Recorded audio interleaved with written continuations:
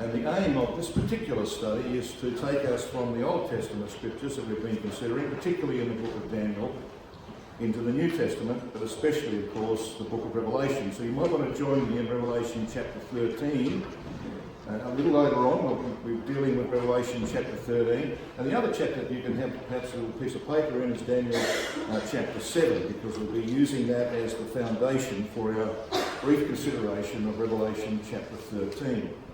Now, over the course of the weekend, we have been encouraging the brethren and young men who have been present with us to come to grips with this particular chart, the Kingdom of Men chart. And I issued a challenge last evening before they left that they might, over the next few weeks, consider this chart with the hope that they will be able to one day stand up and explain it to others. Now, it's not particularly difficult once you have the keys to it, but it is very, very important because it demonstrates that the very well-known passage in Daniel chapter 2 about Nebuchadnezzar's image is actually the foundations of the rest of Bible prophecy that thereafter comes, particularly in the Apocalypse.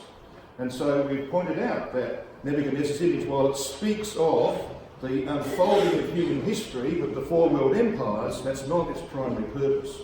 Its primary purpose is that it speaks of the latter days. It's a revelation of what would happen in the latter days, which is why you have over on the right-hand side there Nebuchadnezzar's image. And we'll be doing just a little bit of that this morning. So then, the image, as we saw in our studies over the weekend, was first seen in Genesis chapter 14, and those that were not with us, of course, might like to talk to those who were, and to find out that the roots of Daniel chapter 2 are actually right back in Genesis chapter 14, as indeed the roots of most of the scripture is in the book of Genesis. We saw, as I said, this image was most importantly a prophecy of the latter days. And we're going to focus this morning in particular upon a couple of aspects of this chart which have been highlighted here. We're going to have a look briefly at what's called in the book of Revelation the beast of the sea and the beast of the earth. And we want to explore where their roots are. So the beast of the sea is actually about papal power, political power in the West, gained by the papacy between the period 493 AD and 800 AD. It's that phase of the development of the Catholic system which was to ultimately produce the beast of the earth. And that's the second, the land-like creature that you can see. The beast of the earth is papal power, not based in Rome, but papal power based in Rome and in Central Europe. And so we're going to have a look at what's called in history the Holy Roman Empire, which began in 800 AD. And we're going to see how important that is for ourselves today, because the whole point of the European Union was to rebuild the Holy Roman Empire. And of course, they've been trying to do this for some time. The original Holy Roman Empire came to an end through the work of Napoleon in 1806, and since then, there have been several attempts to rebuild it. There was the attempt by Bismarck in Germany in 1870 for the Second Reich, Reich being a kingdom. Then, of course, there was the attempt by Hitler in the 1930s and 40s to rebuild the Holy Roman Empire. He said that his empire would last 1,000 years, and he was basing that upon the fact that the first one had lasted for 1,000 years. Well, of course, he wasn't successful. He lasted for 6 or 7 years. And then, of course, the European Union, which was initially formed in 1956-57, that was designed to rebuild the Holy Roman Empire. And, of course, they won't succeed before Armageddon, but they will succeed after Armageddon. And we're going to have a brief look at the phases of history that have gone before, which are the pattern upon which the future will be built. So this chart is going to help us in that regard. Now you see that creature over there on the right-hand side, the sort of like crocodile-looking creature that has 10 horns on his head, and 3 of these horns are plucked up by the roots, and they're replaced by another little horn. Well, that little horn actually represents the Holy Roman Empire, but in the book of Revelation, Revelation 13, verses 11 to 18, is described as a lamb-like creature with a lion-like mouth, and it's got 2 horns. So we're going to have a look at how that came to pass. So what I'd like you to do with me is to come back now to the roots, because you see the beast of the sea was primarily the centre of papal power in Rome, which of course is the Mediterranean region. That's why he's called the beast of the sea. But the beast of the earth was centred in Europe, so it's called the beast of the earth. And of course we have 2 chapters in the book of Daniel that deal with both of these beasts. It's very important to remember that we have 2 little horns in the book of Daniel, and they are diverse. They don't speak of the same thing. Speak of the Roman Empire, but in different areas and phases. So come back to Daniel with me, if you wouldn't mind, as the basis of our consideration briefly of Revelation 13. I'm going to come back to Daniel chapter 7. Now some of you, of course, will have some notes in your Bible about this, and this is going to be new to those that have been around for a while. But Daniel chapter 7 and verse 8 brings us to this first little horn.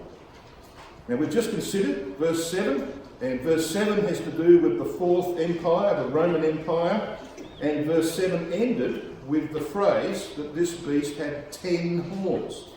Those 10 horns, of course, were the formation of 10 separate kingdoms on the Roman territory through barbarian invasions in the 4th and 5th centuries after Christ. Okay, so when you read verse 8, you read this: I considered the horns, and behold, there came up among them another little horn, before whom there were 3 of the first horns plucked up by the roots, and behold, in this horn were eyes like the eyes of a man, and a mouth speaking great things. Now this is a reference to the Holy Roman Empire. So Daniel chapter 7 is about Catholicism and its political power in the West.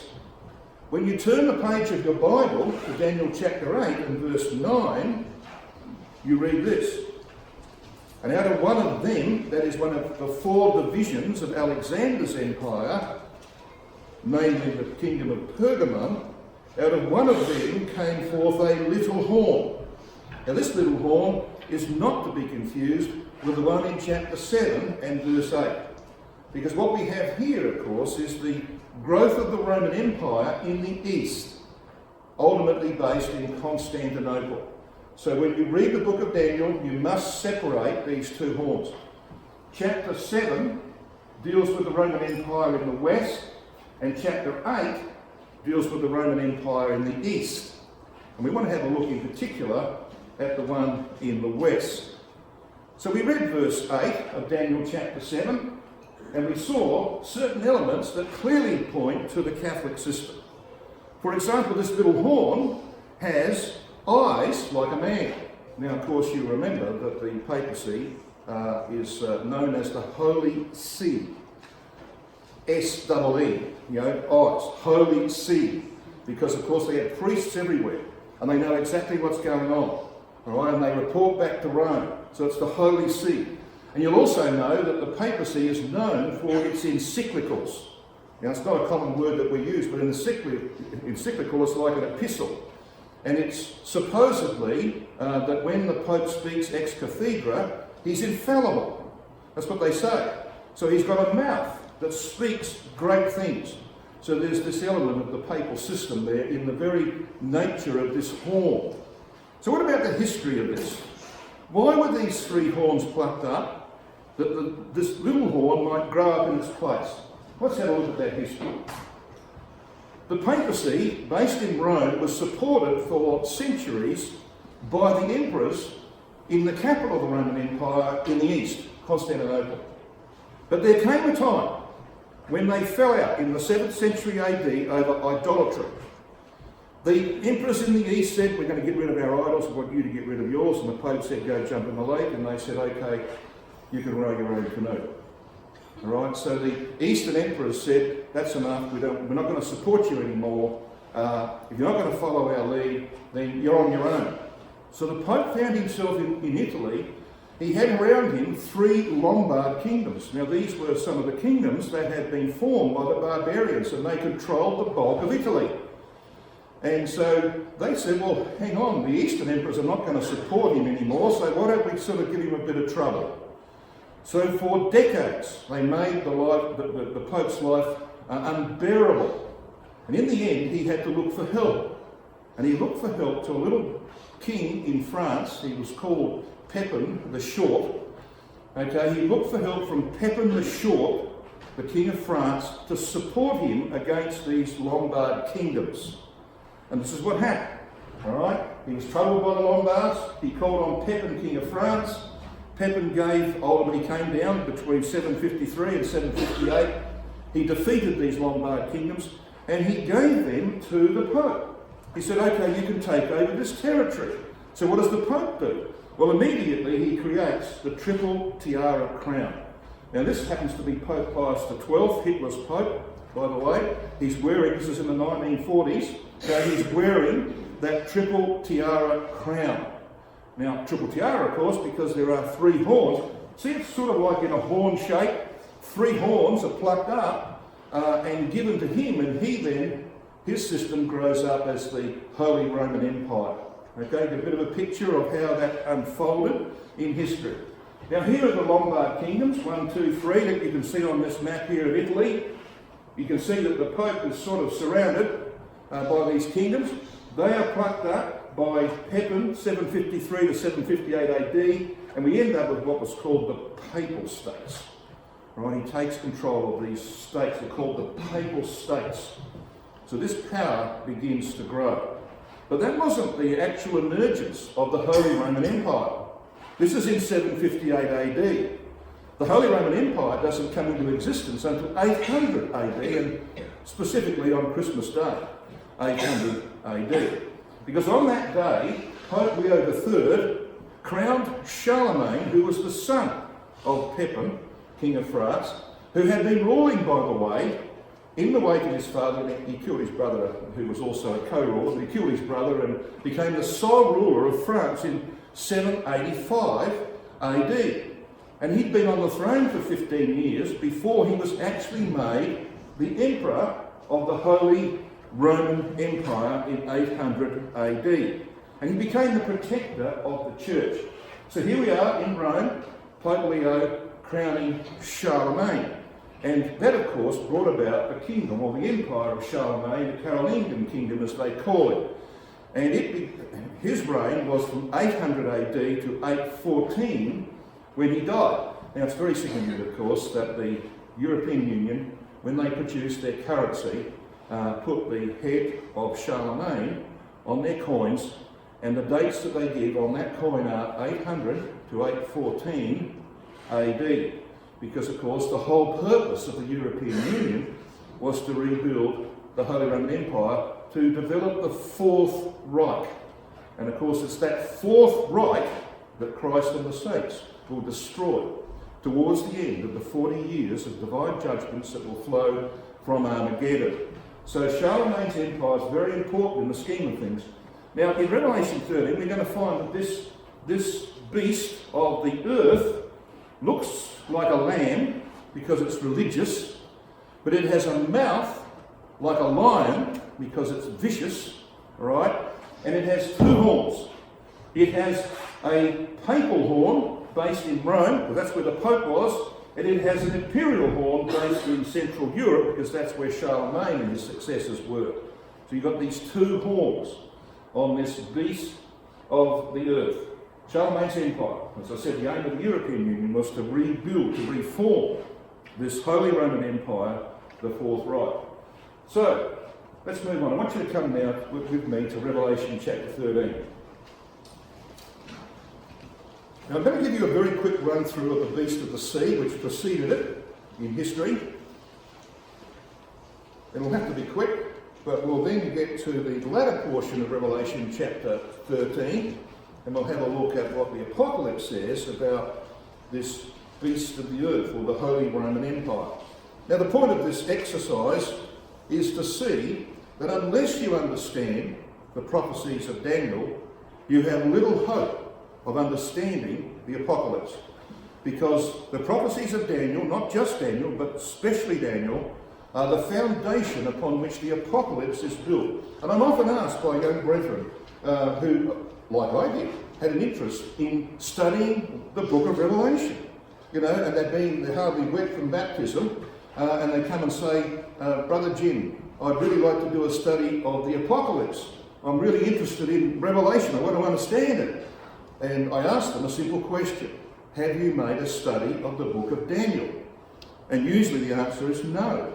Well, my response is, well, I think you should go away and make a study of the book of Daniel, and then you've got a foundation upon which you can study the Revelation. And it will become a lot more intelligible to you if you do that. Now, that's a little bit of advice to our younger brethren here, so don't come and ask me whether or not you should study the book of Revelation straight away, because that's going to be the answer, okay? Go and do some work on the book of Daniel. So come to Revelation 13, in verse 1. And I stood upon the sand of the sea and saw a beast rise up out of the sea. So this is why he's called the beast of the sea. Okay, it's pretty obvious, isn't it? The sea here is the Mediterranean Sea. And of course, this Roman Empire based around in that area, in the Mediterranean area, had been divided among the barbarian nations and provided the foundation of what we see today, divided Europe. The word beast, of course, has the idea of the same as Daniel chapter 7. That's how God sees these empires. He sees them as wild animals.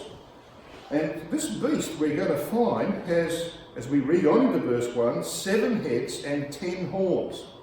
Well, where's this drawn from? It's pretty obvious, isn't it? 7 heads, 10 horns. Now, the 10 horns are clearly from Daniel chapter 7 and verse 7.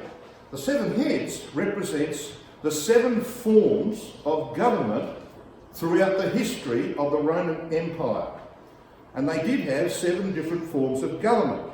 Okay, so it's telling us, a head, of course, is what you think with, and this is what you govern with, as it were. So it's a way of saying this is a form of government. And on those 7 heads, there are 10 horns. They're also crowned, these horns, as you read there. There are 10 crowns, and upon the heads, the name of blasphemy. Now, crowns, of course, indicates that they have self-government. They are independent. So it's telling us that these horns on this beast indicates that the empire had been divided at the time of the fulfillment of the prophecy.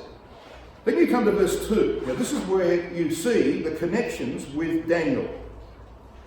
We read in verse 2, And the beast which I saw was like unto a leopard, and his feet were as the feet of a bear, and his mouth as the mouth of a lion, and the dragon gave him his power and his seat and great authority.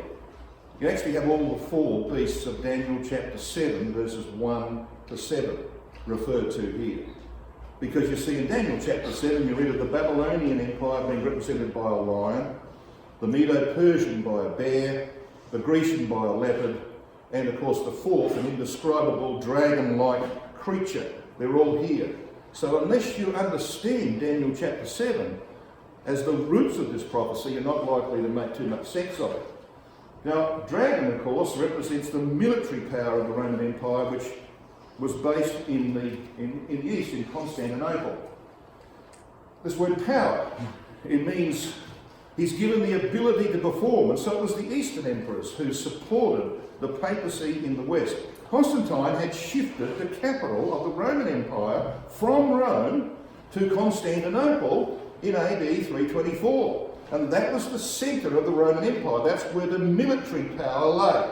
And so, of course, the Pope in the West, in Rome, had to depend upon them for support. And they gave him his seat and his power. And when you read on, you're going to see, of course, that it was an enormous power that was given to him. So let's just review this. Here is Daniel chapter 2 in the image, and we know that Daniel chapter 7 is an amplification of each part of that image in the form of beasts. This is the way God sees these empires.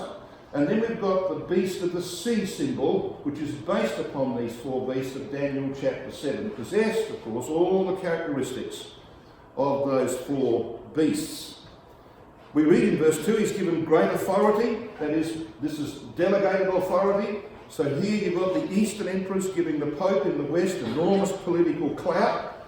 And of course, we read about those 7 heads, or 7 forms of Roman government. And we're told in verse 3 that one of those heads is severely injured. It says in verse 3, "And I saw one of his heads, as it were, wounded to death, and his deadly wound was healed. And all the world wondered after the beast."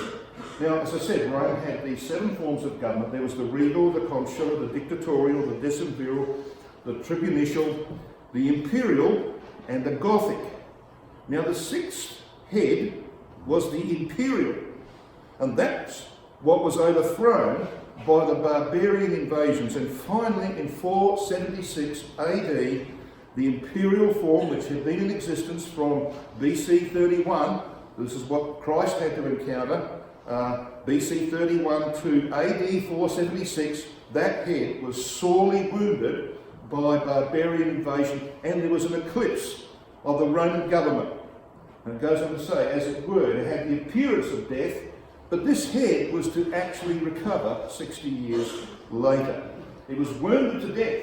All right, the imperial power of the West came to an end in AD 476 through Odoacer, king of the Heruli, and in 493, Gothic rule was imposed on Italy by Theodoric, king of the Ostrogoths, or Eastern Goths. Thus, the 7th head of government was formed. So the 6th is severely wounded, the imperial passes out of the scene for a while, the Gothic form comes along. Now, Gothic rule, which was based on Roman forms and jurisprudence, was supported by the emperor in Constantinople and continued for 60 years. But its lifespan was to be cut short. You can see we read in verse 3 that his deadly wound, that is the wound given to this imperial form, the 6th head, was healed. And all the world wondered after the beast. So he had been slain, as it were, by a stroke and was replaced by the Gothic, and the Goths were brought over to Roman religion. They disagreed, however, on one ground with the Catholics. They weren't supporters of the Trinity, all right? They didn't like the Trinity. And so, in the end, the Pope got his way, because in the healing, the Bishop of Rome induced Justinian, who was at the time the emperor in Constantinople, to invade Italy in 535, and by 544, Gothic rule had ended in Italy, and Constantinople revived the imperial head, ruling not from Rome, but from Ravenna, and Rome was relegated to a city of the 2nd rank.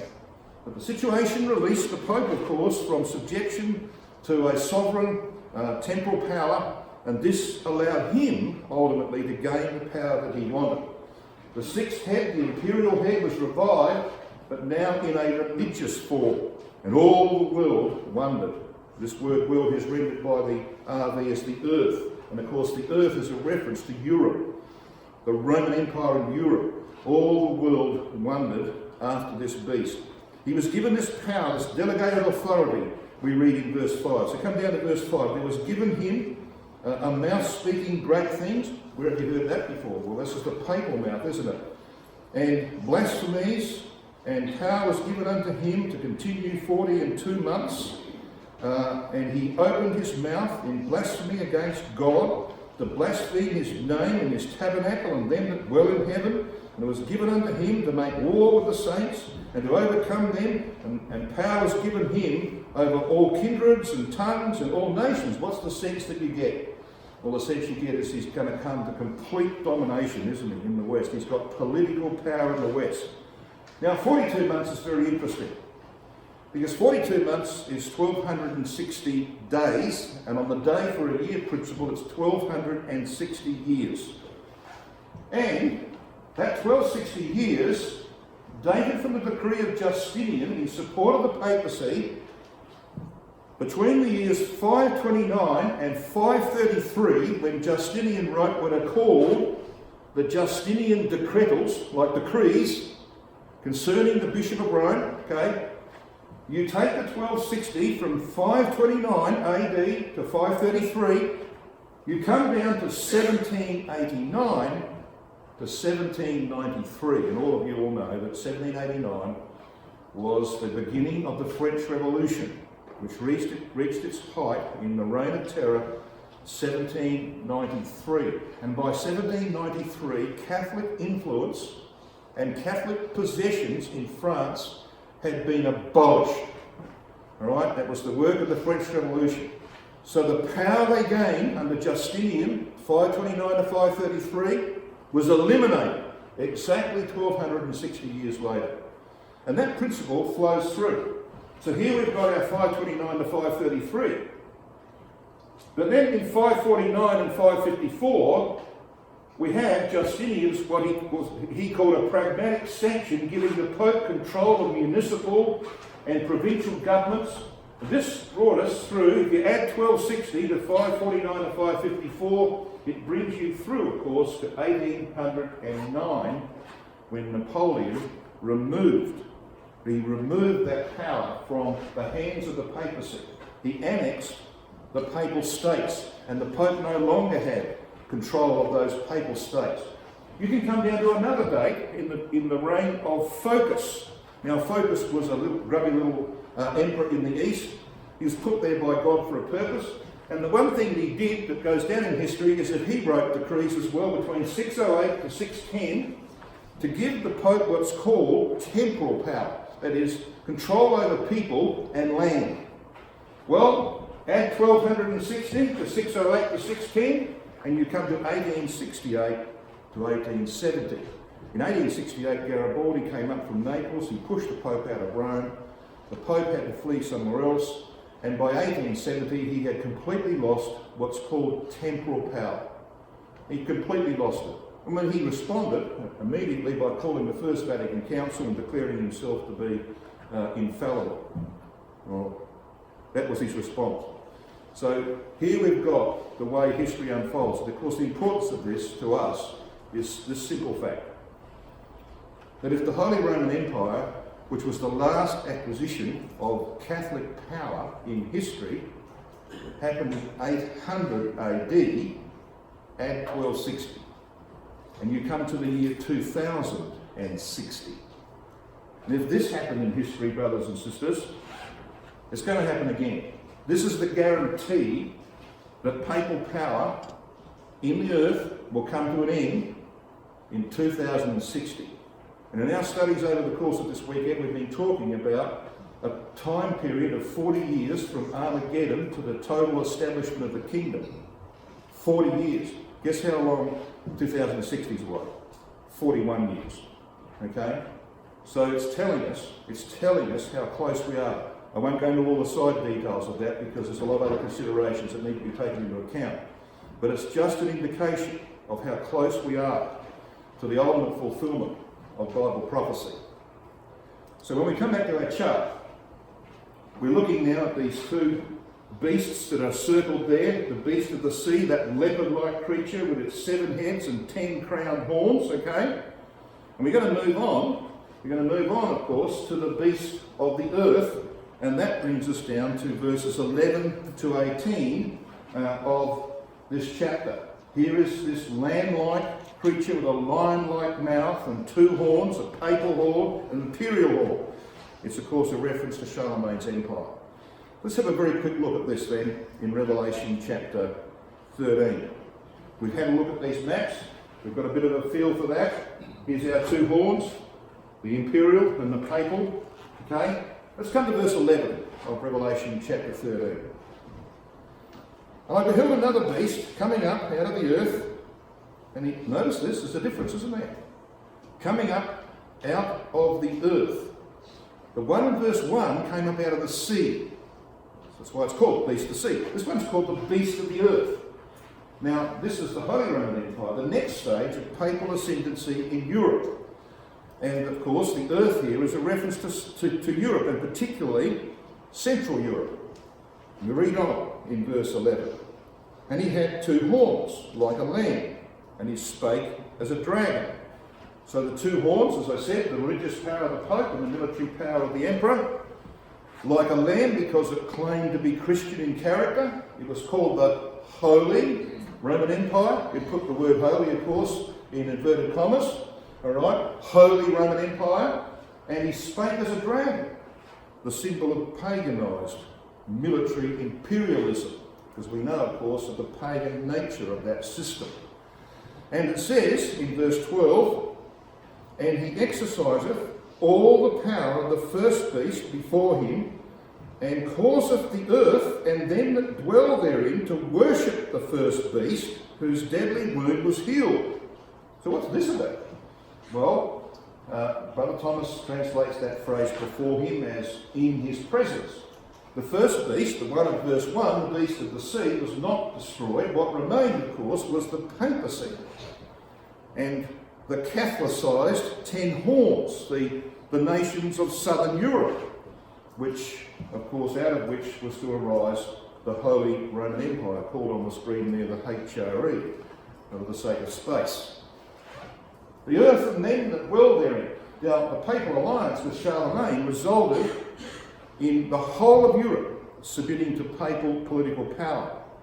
And of course, that papal political power had been manifested in what we call the beast of the sea. So when you think of the beast of the sea, think of papal political power.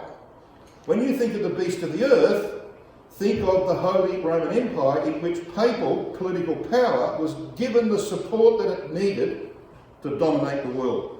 All right, that's how it worked. So this is the next phase of papal power. He caused, the emperor caused the world to worship the first beast, and to give, of course, political and religious allegiance to that papal organisation, so that all men had to conform and to be servants of the Catholic system. We read this in verse 14.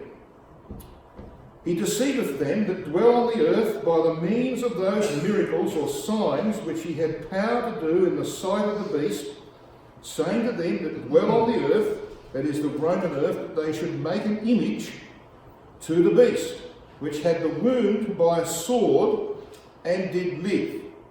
So he's going to make an image to the beast. Now this word image, of course, is icon. We all know about icons.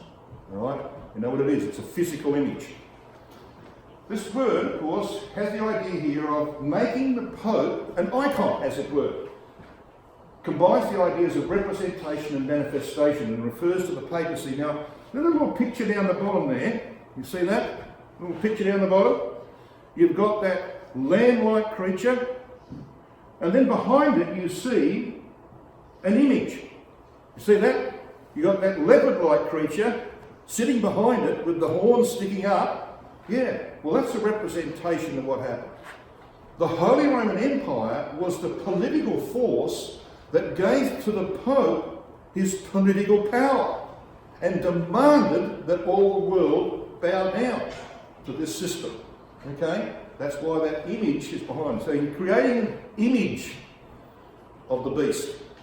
And we read in verse 15 of that enormous power that he was given. "And he had power to give life unto the image of the beast." That the image of the beast, notice the repetition here of this phrase, the image of the beast. That's that shadow behind the white lamb-like creature. It represents papal political power. And that power was so enormous, as we see, and caused that as many as would not worship the beast, the image of the beast, should be killed. And of course they pursued anybody who disagreed with them on religious grounds. And moreover, in verse 16, "He causeth all, both small and great, rich and poor, free and bond, to receive a mark in their right hand or in their foreheads." What hand do Catholics use when they do the sign of the cross? All right? Yeah, we know what that's the representation of, isn't it? It's the way the Catholics go about their worship. And if you didn't do that, you're going to be in serious trouble. They're going to be after you. You're not going to be able to trade, all right? Life in that era, in what we call the Dark Ages, because life had been almost obliterated out of the earth. Life in that era must have been absolutely awful. It only had one advantage, brothers and sisters. You know what that advantage was? Because if you were a Christadelphian, as it were, a truth holder in those days, then what that meant to you is that your life would be both miserable and would come to an early end. And you had to make a choice. Is it really the truth? Is this what I'm going to give my whole life to, and am I prepared to die for it? You had to make that choice. What about today? Right? Today, it's all mushy, isn't it? Nobody oppresses you, nobody cares. Do your own thing, don't worry, she'll be right. That's the attitude of the day. And that is, unfortunately, destroying us. Because you see far too many people are saying, well, what's it all mean? We'd be far better off if we were persecuted. I'm not suggesting that we should go and try and make that happen. What I'm saying is that we would be better off if we were persecuted, because we would have to make some serious choices in life. Now, that's why I often say to young people, the very best thing that could happen to you is that the US invaded Canada. All right? No, that's not going to happen. But the very best thing would be if the US invaded Canada. It used to happen in the old days, like 1812. Okay? Why? Because the government would call up both men and women, 18 years and above, to fight against their enemy. And you'd have to stand up in court and say, I'm not going to do that because I'm a Christadelphian, I'm a conscientious objector. And you'd have to do what I did in 1969. Go to court. To stand up for your faith.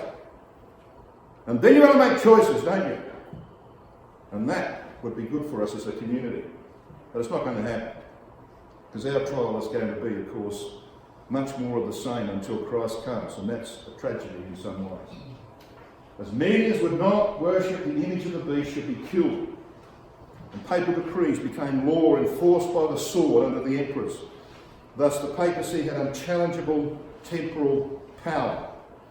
Now this chapter ends very interestingly, doesn't it? It says in verse 17 that no man might buy or sell save he that had the mark or the name of the beast or the number of his name. But we've got a number of his name, and of course we know what that is in verse 18. Here is wisdom, let him that hath understanding count the number of the beast, for it is the number of a man, and his number is 666 or 666, and there's a lot of nonsense being written about this if you look it up on the internet. A lot of nonsense that has been written over the years about this. But it's absolutely fascinating when you explore what this really means. In the New Testament, the words for wealth, euphoria, and tradition, paradosis, are the only two nouns out of 2,000 which have a numerical value of 666. And what was this about? It was all about trading. It was about the control of the wealth of the system. And we know, of course, that's the motivation that was behind it. So here we have an indication straight away as to what this is about. It's about that system. The title, the Vicar of the Son of God, Latin, Vicarius Filii Dei, has a numerical value of 666. Latinos, meaning the Latin kingdom, has a numerical value of 666 in the Greek. In AD 666, the Pope declared Latin to be the religious tongue of the papacy. In Hebrew, Romith, has a numerical value of 666. And the Romans only use 6 numerals in their numbering system. And when you add those 6 numerals together, they add up to 666. Pretty hard, isn't it, not to see where this is going. The original name of Rome was Saturnia, meaning the city of Saturn. This secret name was revealed only to initiates of the Chaldean mysteries. In Chaldee, it was spelt Stur, S-T-U-R. Numerical value, 666. At the height of pagan Rome's power, Nero Caesar ruled. His name, written in Hebrew, has a value of 666. St. Peter's Cathedral in Rome is said to be 666 feet long.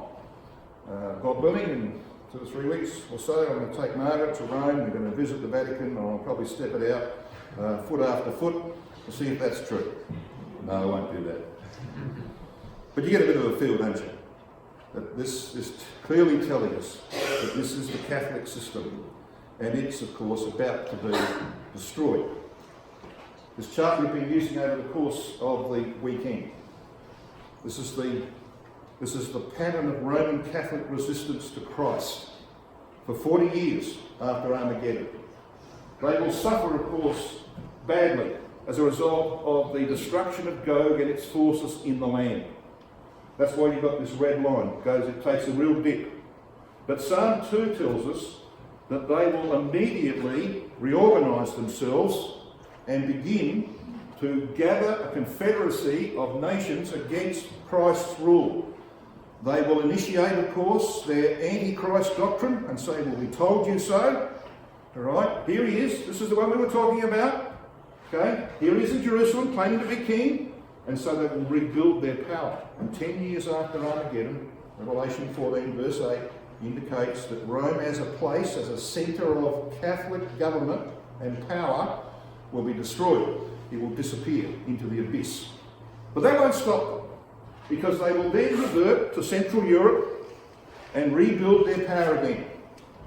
Now what's happening here is that we're going to go through the same phases of history that we've been considering. There's going to be a revival of the beast of the sea, Catholic political power in the West. The Western European nations will become very dependent upon the papacy in the wake of the Great Depression that's coming. That is a revival of the beast of the sea. But then, of course, it's going to morph. After the destruction of Rome, the centre of that power is going to morph into something else. It's going to come back to the beast of the earth. And we read in Revelation 17 verse 12 that these 10 horns, or 10 nations of southern Europe, receive power for 30 years, 1 hour, with the beast. That power will be snuffed out 30 years after Armageddon, because that will be the destruction of the papacy and the empire that supports it. That's going to happen in 2060, we believe. And so we have the revival of the Holy Roman Empire. So the European Union, which was designed to rebuild the Holy Roman Empire, is not going to succeed until after Armageddon and after the destruction of Rome as the centre of papal power. That's going to happen when they revert to Central Europe and continue to oppose the reign of our Lord Jesus Christ. Now this is, of course, the subject of Revelation chapter 17. So come quickly with me. I've done a little better in terms of time than I thought I would. Maybe that's because I've been going too fast. But we've got a couple of minutes to have a look at Revelation chapter 17.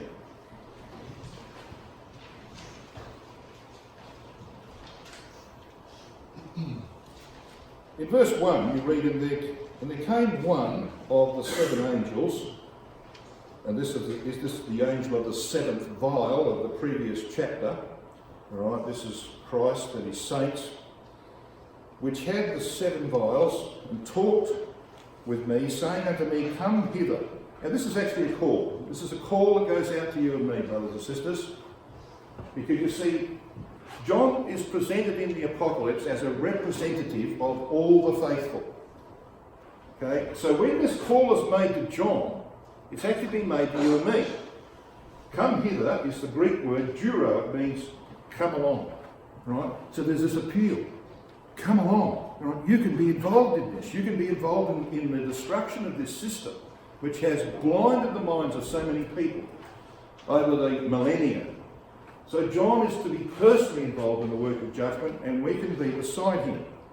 And we see, of course, in this verse, we see this picture of a whore that sits upon many waters. And we know from verse 15 of this chapter that these many waters represent peoples and multitudes and nations and tongues.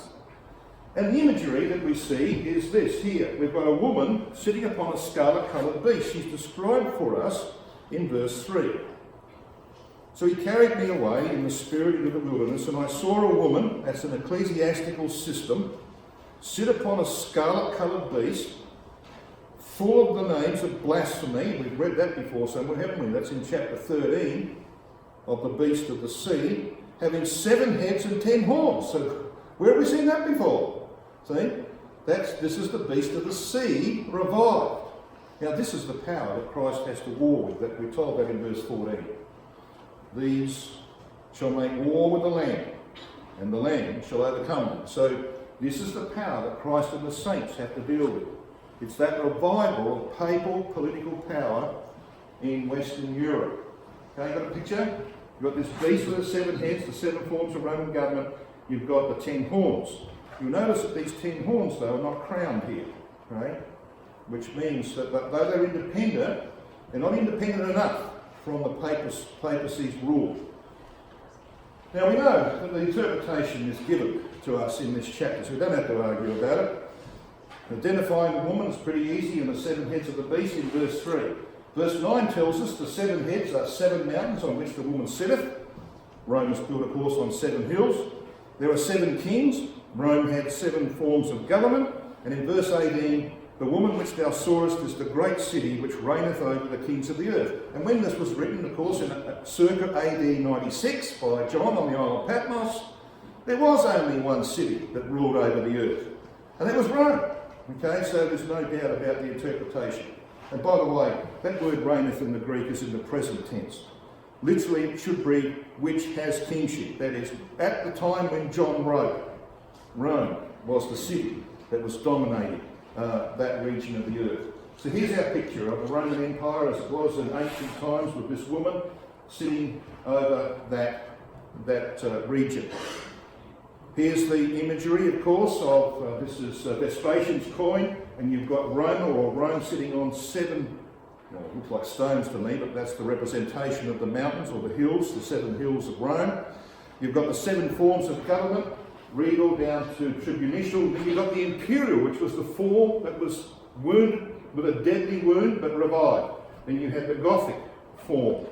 And of course the imperial is the 8th head mentioned in this chapter, because the imperial is revived after the Gothic had been removed. So here is our picture of the system that Christ and the saints have to deal with in the latter days. It's the latter day manifestation of the beast of the sea, a revival of papal political power following the devastation of the French Revolution and the Napoleonic Wars.